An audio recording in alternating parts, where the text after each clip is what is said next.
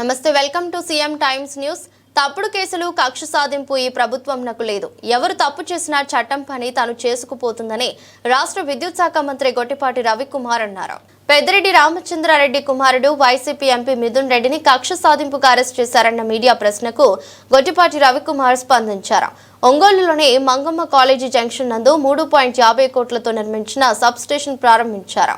అదేవిధంగా Mangamuru road junction నందు 11 కోట్లతో నిర్మించనున్న పనులకు శంకుస్థాపన చేశారు. హౌసింగ్ బోర్డు నందు 4.50 కోట్లతో నూతనంగా సబ్ స్టేషన్ శంకుస్థాపన చేశారు. కార్యక్రమంలో ఒంగోలు ఎమ్మెల్యే దామచర్ల జనార్దన్, సంతనూతలపాడు శాసనసభ్యులు బిఎన్ విజయ్ కుమార్, జిల్లా కలెక్టర్ తమిన్ అన్సారియా, ఎస్ఈ కట్ట వెంకటేశ్వర్లు, డి మాకినేని హరిబాబు, టీడీపీ నాయకులు, వివిధ శాఖల అధికారులు తదితరులు ఉన్నారు.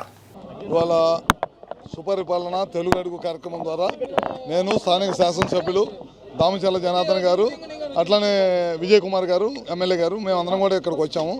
దాదాపు 4,80,00,000 రూపాయలతోటి వాళ్ళ సబ్స్టేషన్ ప్రారంభిస్తున్నాము. ఈ ప్రభుత్వం అధికారంలోకి వచ్చిన తర్వాత నాణ్యమైన విద్యుత్తు, 9 గంటల విద్యుత్తు రైతులకి, అట్లానే ఇళ్లకి మంచి విద్యుత్ ఇవ్వాలనే దానికోసం వాళ్ళ సబ్స్టేషన్ ప్రారంభించాము. ఇంకో సబ్స్టేషన్ భూమి పూజ చేస్తున్నాం. అదేవిధంగా టౌన్లో ఎప్పటి నుంచో ఏలాడతారు వైర్లు, ఇబ్బందిగా ఉందని మెయిన్ సెంటర్లో చెప్తామే. ఇప్పుడు ఆర్డీఎస్ఎస్ కింద దాదాపు 250 నుంచి 260 టవర్లు వేసి హైట్లోకి తీసుకెళ్తున్నాం. అవన్నీ కూడా వాళ్ళు శంకుస్థాపన చేస్తున్నాం. తొలడుకు సుపరిపాలన కార్యక్రమం ద్వారా పొద్దున్నే 2-3 వార్డుల్లో ప్రజలను కూడా కలిసాము. గ్యాస్ ఏ విధంగా అందుతుంది, పిల్లల చదువు కోసం తల్లికి వందనం కార్యక్రమం ద్వారా అందరికీ కూడా డబ్బులు వేసాము, ఏ విధంగా వెళ్తున్నాయి, రాబోయే రోజుల్లో తొందరగా గ్యాస్ ఇస్తున్నాము. ఈ బస్సు ఉచితంగా బస్సు ప్రయాణం ఇస్తాము.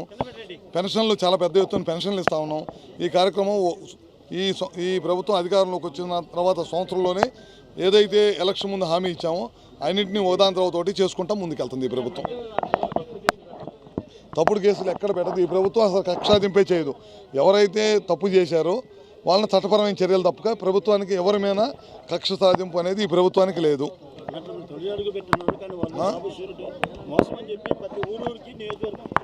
ఎక్కడికైనా ఇక్కడ నుంచి నేను సవాల్ ఇస్తున్నాను వాళ్ళందరికీ.